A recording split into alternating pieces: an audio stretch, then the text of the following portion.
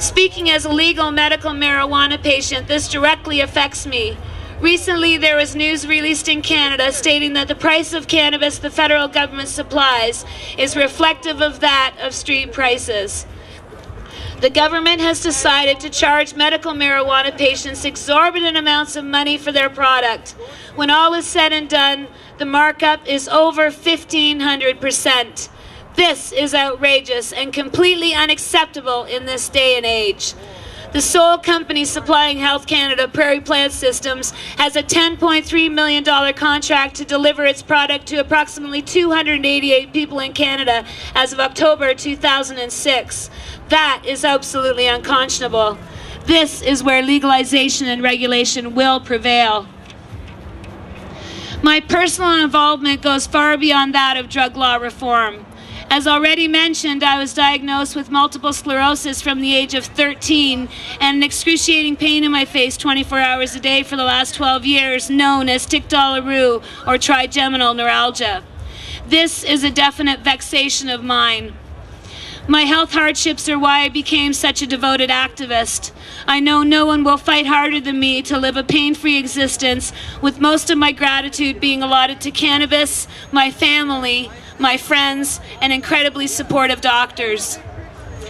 My mission began in the late 1980s when I worked in the local open custody jailhouses around southern Ontario while transporting and taking care of the young offenders who came through our correctional facilities. I learned much. First and foremost, I learned of the absolute hypocrisy of the war on drugs. I was taking young offenders to the courthouse 3 times a week to face charges of possession and trafficking of illegal narcotics, including cannabis. Then each day I would go home and smoke enough cannabis to alleviate the symptoms of my illness, enough to allow me to carry on with my day. No matter what I was doing and how many young people I was locking up, drugs were cheaper and more available than ever before. Besides, putting people in jail for drugs of any kind is sure a great way to ruin someone's life.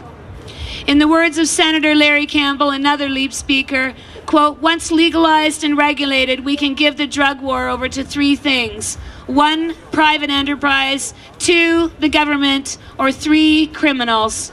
Right now, the criminals are in charge. If Canada were to legalize and regulate cannabis, we can make over $7 billion a year in BC alone. Which would you prefer? One thing I want people to understand is that the world needs a huge amount of non-addictive people to have a lucrative drug business. Only 1.3 to 1.4% of these people are actually addicted to drugs. The rest are non-addictive users who choose to imbibe infrequently, leading not to addiction but to increased traffic in the drug underworld. This must end. The war on drugs is a big business. It has an effect on police, the judicial system, correctional facilities, and the people of our community. Once drugs are controlled and regulated, then the LEOs can get back to their jobs of policing the community appropriately without preoccupation by the drug war and all of its ugly facets. Consider this, quote, "The risks of caffeine are greater than THC in every way. Caffeine is physically addicting, with headaches as the most often cited withdrawal symptom, and can cause unnecessary stress, lightheadedness, breathlessness, and irregular heartbeat, or much worse and larger than average doses. Marijuana is not even remotely as dangerous. No deaths, no overdose, no physical addiction, and minimal health risks," end quote. As we dig deeper into the drug war, it is very apparent who is benefiting from what and how much money is always at the root of this war. Drugs affect all aspects of life, from the addicted person on the street to the casual user in corporate America. Drugs run our society as it is today. With all of the preceding information conveyed to you, a very clear picture is painted that the drug war is a seriously flawed policy. The addicted person should not be viewed as a possible convict, but rather someone who is in need, desperate need of help. Like alcohol prohibition, legalization puts a huge dent in our crime and violence issues.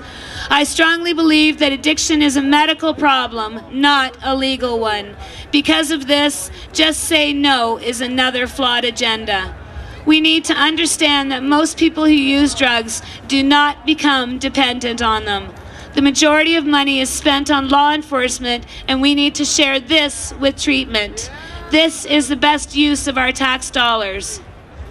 Let me leave you with this. People think that if drugs are legalized, they would be everywhere. Newsflash, people, they already are. Save our children. Legalize and regulate all drugs today. Drop by www.leap.cc for more information and join our integral group of drug reform law enforcement officers. You do not have to be a cop to join LEAP, but doing nothing is a cop out. Thank you. Thanks, honey.